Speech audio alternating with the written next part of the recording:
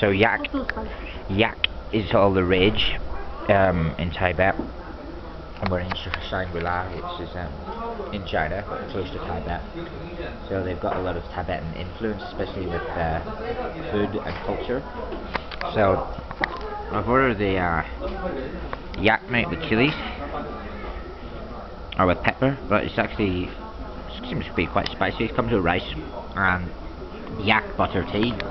So this is a completely Tibetan style experience. Let's have a taste of what the yak meat is like. Let's try this stuff, right?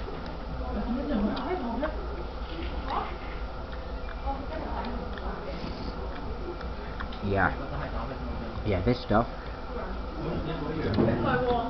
is good.